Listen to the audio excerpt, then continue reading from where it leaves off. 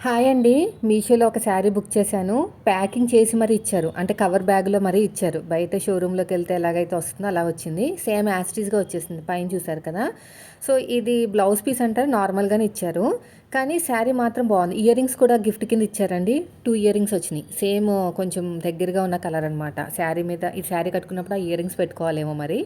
అయితే ఇదంతా కూడా ఫ్లవర్స్ ప్రింటెడ్ అండి. పోదు ప్రింటు.